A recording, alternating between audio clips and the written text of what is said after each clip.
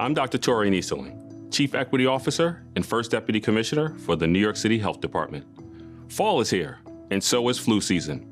To protect against the flu, everyone 6 months and older should get a flu shot. It is particularly important for people who are at higher risk of serious complications from the flu, including adults 65 and older, pregnant people, and people with other medical conditions like asthma, diabetes, or heart disease. The flu shot does not protect you against COVID-19, and the COVID-19 vaccine doesn't protect you against the flu. So, if you haven't had your COVID-19 vaccine, you can get it at the same time as your flu shot. COVID-19 has taught us anything, is that we all need to be protected. For more information or to find a flu shot location, visit nyc.gov/flu or call 311.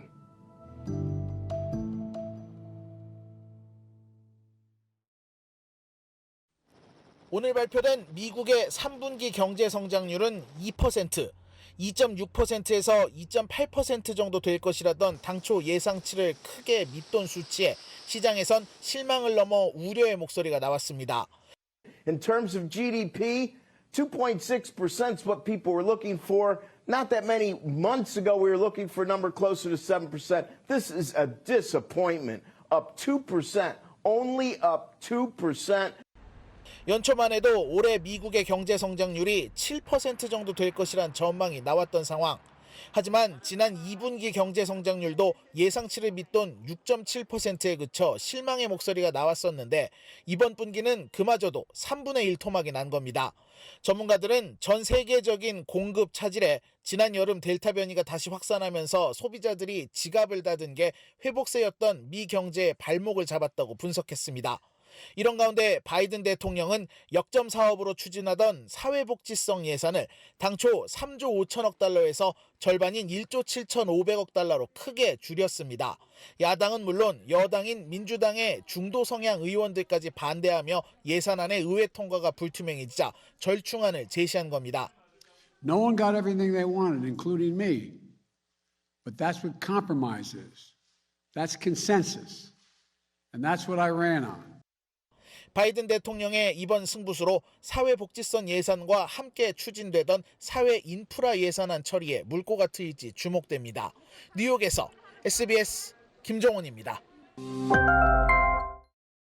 세계 최대 소셜미디어 페이스북이 사명을 메타로 변경합니다. 메타버스 사업에 대한 의지를 드러낸 것은 물론 내부 고발자의 폭로로 궁지에 몰린 후 대대적인 이미지 변신에 나섰다는 분석입니다. 페이스북의 마크 저커버그 최고 경영자는 우리 정치성에 대해 많이 생각해왔다며 오랜 시간에 걸쳐 나는 우리가 메타버스 회사로 인식되기를 희망한다고 밝혔습니다.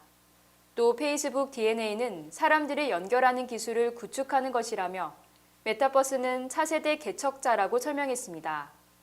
이에 따라 페이스북과 인스타그램, 왓츠앱 등 이 회사의 간판 애플리케이션은 이제 메타라는 우산 아래로 들어가게 됩니다. 또 오는 12월부터 페이스북 티커는 현재의 FB에서 MVRS로 바뀝니다.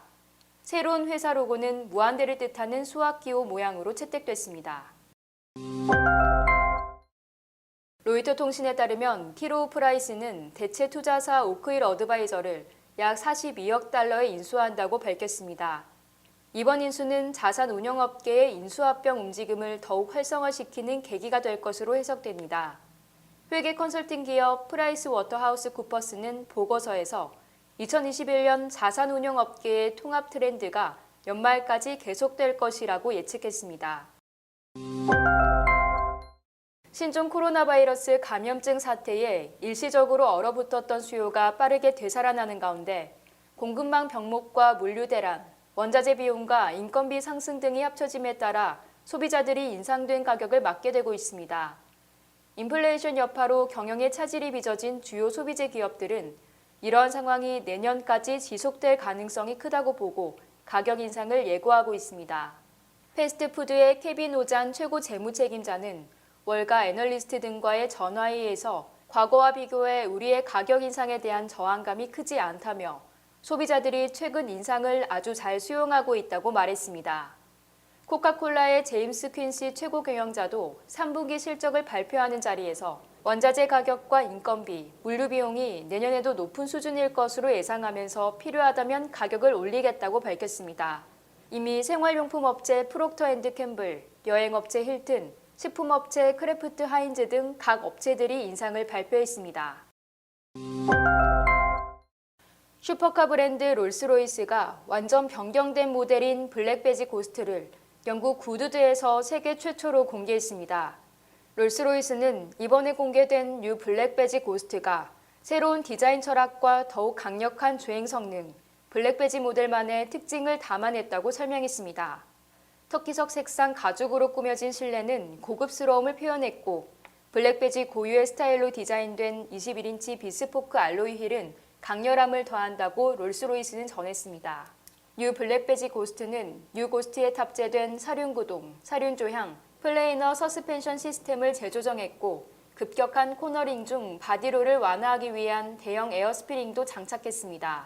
토스텐 윌러 오트보시 롤스로이스 모터카 최고 경영자는 미니멀리즘의 극치를 보여주는 고스트에 블랙의 요소가 더해졌다며 단호함, 역동성, 강렬함을 담아낸 새로운 모델이라고 말했습니다. 스타벅스가 내년에 시간제 근로자인 바리스타에 대한 시간당 임금을 대폭 올릴 전망입니다.